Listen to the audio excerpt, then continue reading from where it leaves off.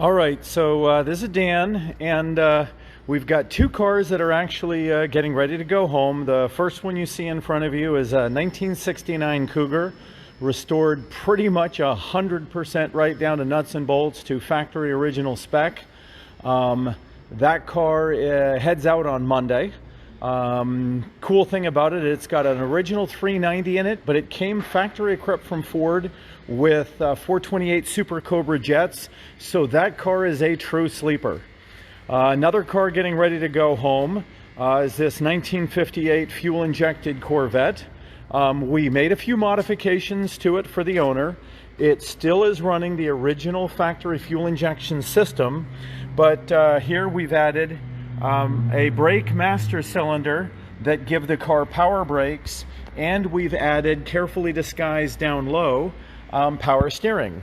So from a drivability perspective, the car will be much easier to deal with, and yet we did no modifications that in any way make it unoriginal, things that you can't just unbolt. So so the car is actually done, and it drives like a dream.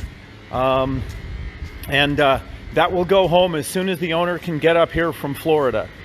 We've got Josh working on a 63 Corvette. For those of you who are not aware, we love 63 Corvettes around here. Josh, do you love 63 Corvettes? Absolutely, one of my favorite cars. Yeah, they're actually cool to work on. This car came in, I guess about 3 or 4 weeks ago.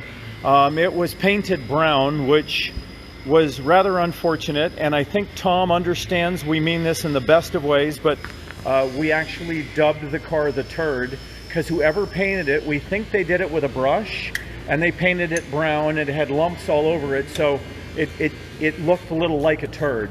But now you can see the car. We've already started working on all the gaps. Take a look at those headlight gaps. The hood gaps are already magnificent. The car is looking infinitely better than it was just 3 or 4 weeks ago.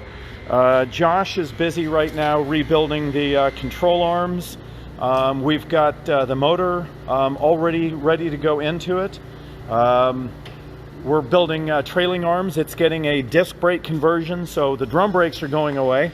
I'm going to make this a much faster weekend than the last one. Apparently, Chris was telling me he tried to share our last Facebook Live, and it wouldn't go live because it was so long. So we're going to be much less long-winded today. Here's another C2 Corvette getting ready to go home. The problem with this one is it arrived, and it's going to be really hard for you to see it, but looks a little bit like it's got leprosy in the paint, and we're going to see what we can do about making that car a whole lot prettier. We've got the brakes done, we've got the steering and the suspension done. Now it's all about making it pretty. Got a new arrival in the back. I'll show you that in just a minute. Andy has been painting. Can you flip the lights on, please? So there's Audrey. Audrey, say hi. Okay, that's the best you're going to get out of her, okay? All right, so in the booth, Andy has just shot.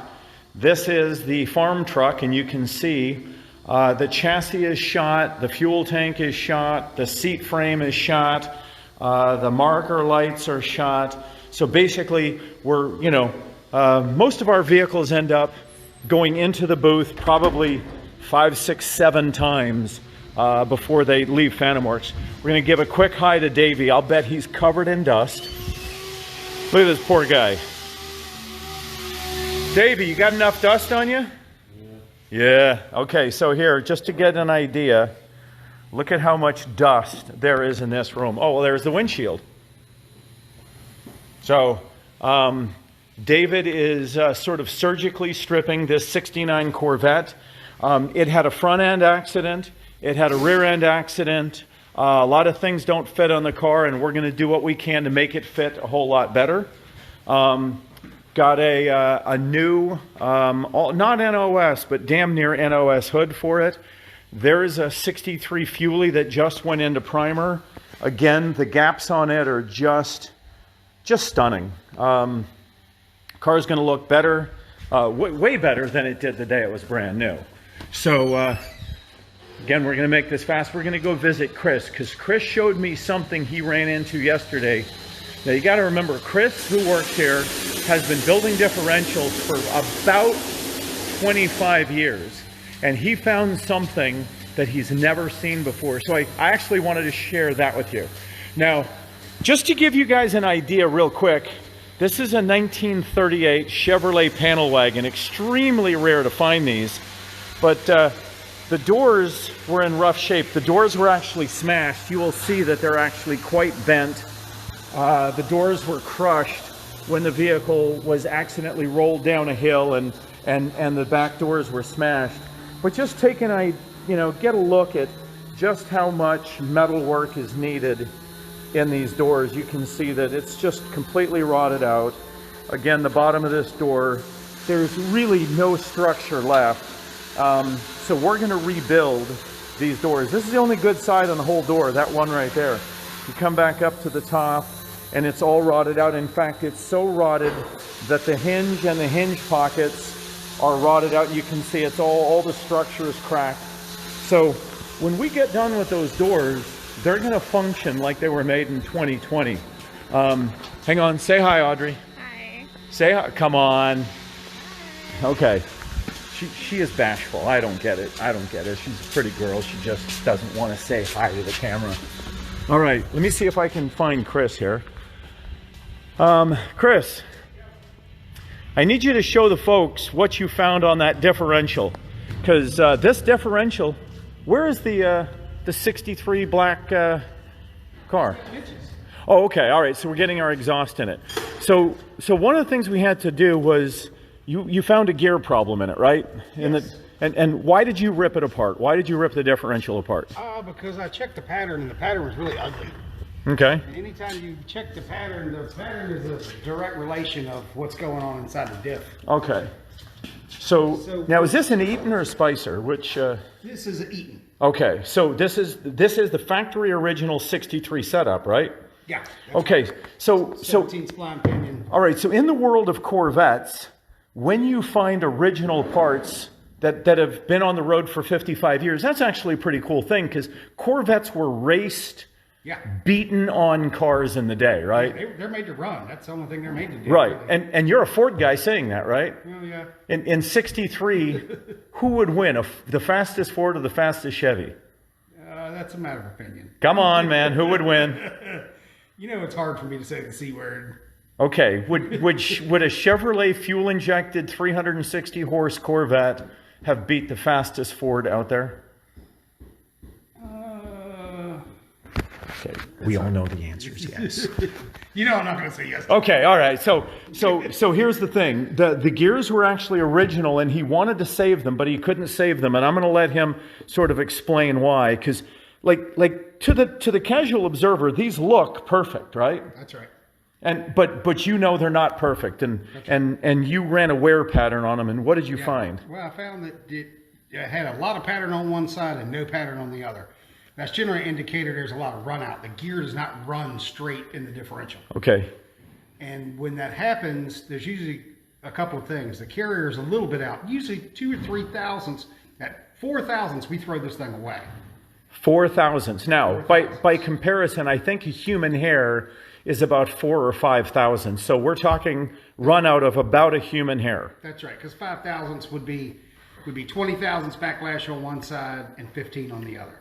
Okay. So it would open and close the backlash. Okay. So when I checked the pattern on this, I saw that the wear pattern was ugly, so I did a run out check on it. When I did the run out check on it, I realized that there wasn't anything really. Okay. So let's see if the folks can see it. Spin it and let's see. You can see. Can you? Okay. What you have to look for. Is how bad. See how that's wobbling in the center? Okay. Yeah. The whole thing was just wobbling. Yeah. Now, Chris, how many times have you seen this in all the differentials you've built? This bad. This is like over 100 thousandths. 100 thousandths. So it had to have run a piece of a tooth or a chunk of metal or something through the gear set. Okay. At very high speed. Because at low speed, it would just lock up and drag the tires. Right. But if you're going fast enough, then there's enough inertia momentum to run that piece through it. And when it ran it through there, It bent the crap out of this carrier. And I've never seen one, because these are nodular iron. They're not made out of regular cast iron. They're made out of nodular iron, which is super hard, yeah. A lot stronger. And to bend it and not blow it apart is really amazing. Okay, so one last question for you. At the time that this thing was blown up, was it being driven by grandma, or was it being driven by a 25-year-old guy with something to prove? I think it was being driven by Dan. Well, no, and hang on. In my defense, this time I was not driving the car.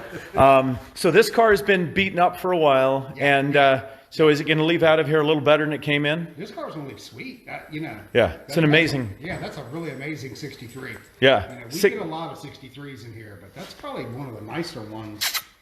Hang on, Heidi wanted to come and say hi to everyone. So this is Heidi. She's got a bit of a limp today. We don't know what she did. Oh, wait a second. I got to show everybody the newest arrivals to FantomWorks. All right, so Chris, thanks for sharing that with us. Little tech talk. So what the point is in some cases, when we're talking about size mattering, we're not even talking about big size. We're talking about a human hair in some of these things really matters. It does. It does. Yeah. In this kind of stuff. A few thousandths makes all the difference in the world. Yeah. All right. Thank you, Chris. Sure. All right. So we're gonna show you the newest edition of FantomWorks. Hang on. And Heidi has some new little friends. So you guys are gonna wonder, are we all going completely crazy here? And the answer is probably yes. But I'm going to show this to you anyway. So at FantomWorks, these are Heidi's new friends. FantomWorks has gone country. We've got chickens. What do you think, Heidi? Come here, girl. Heidi, say hi. Say hi. Heidi, the first time she looked in at our chickens, she started slobbering and licking her lips and going a little bit crazy. But she, I think now, is sort of shepherding over them. She actually has sort of taken them under her wing, and she's I don't think she would eat one. I don't know that I would bet money on that, but I don't think she would eat one. Anyways. Okay. All right, folks. So look, I'll end it with this. I just wanted to do a quick hi shout out to you guys on Friday. Actually, I wanted to say so much. Look, we've got a lot of vendors, a lot of suppliers that are staying open, that are delivering. I wanted to say thanks so much for everyone. I mean, AutoZone, Napa. We got paint suppliers delivering. We got UPS, FedEx here every day. So these guys and gals are still doing it in spite of what's happening at our country. And most especially, I wanted to thank our customers. They've been really great in this time. Not one of our customers is called up with a problem. They're all being super helpful and nice. So, in spite of some very challenging times, I want to say, God bless and thank everyone for everything they're doing. And folks, keep a stiff upper lip. This is going to end, and I think it's going to actually end not too awfully long from now. We got to just endure a little bit more, and we will all be on the mend and back on the roads in cool cars soon enough. Thanks, folks, and we'll see you soon.